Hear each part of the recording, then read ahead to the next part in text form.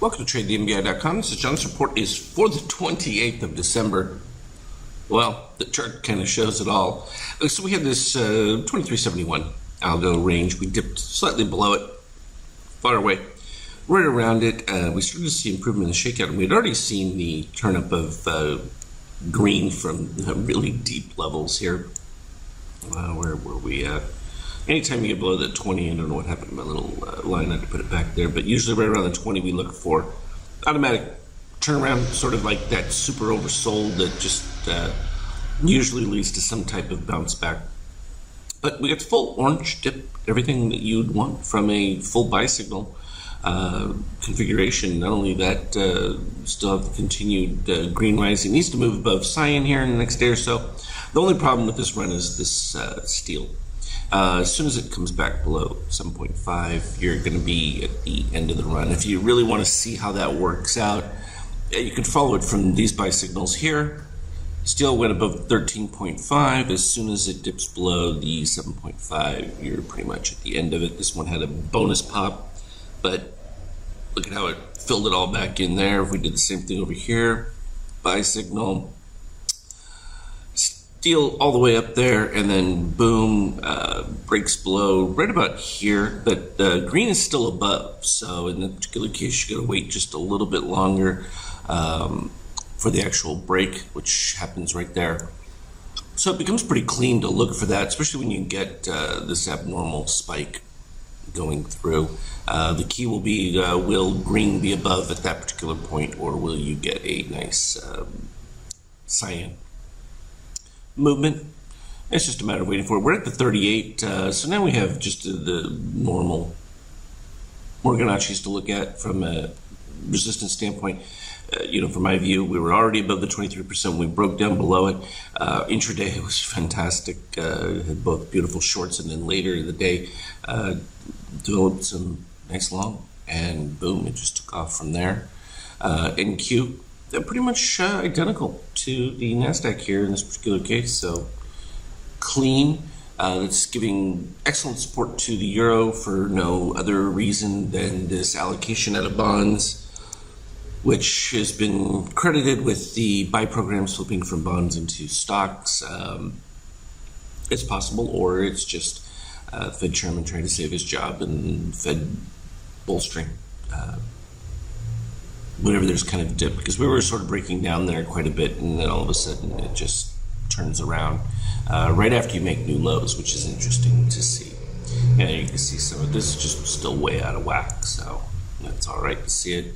Nothing going on with oil, which means commodity prices are just kind of stuck. Everyone, though, that's concerned with this action is moving a little bit more into gold. Let's look at that intraday activity.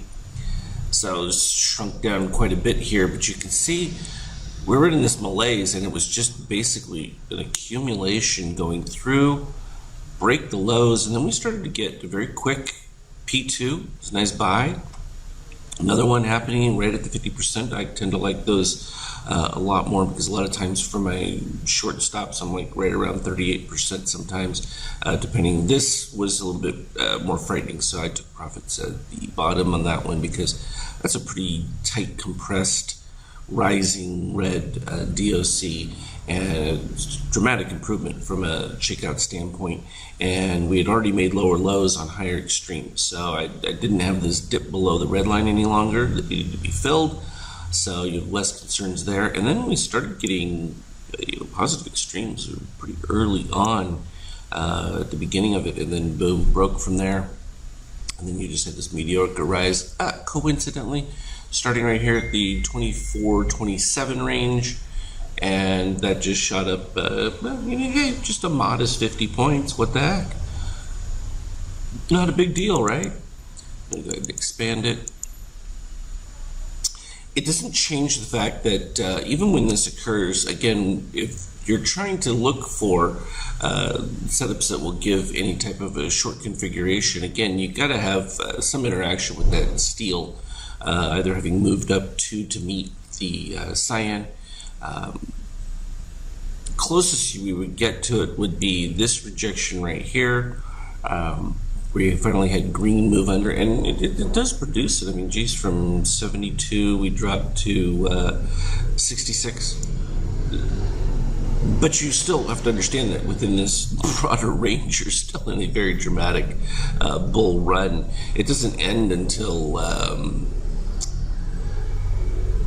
steel crosses above red over here, which kind of ended the long aspect of it. Now we're just back into a normalized buy and sell configuration.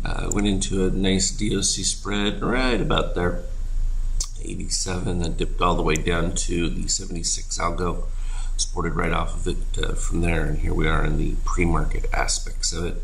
No new buys as of yet. We got a little bit of a bullish run with the cyan over red at this particular point. We've got no momentum with it because it didn't dip below with the orange. Came close, but just close is never good enough, so it's just a continuation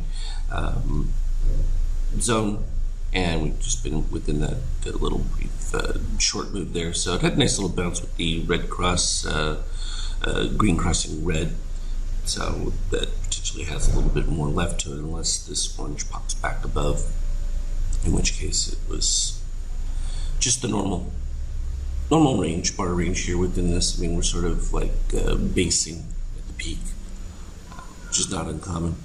So all in all, I really think that this move was much cleaner than yesterday's, at least from a reading standpoint.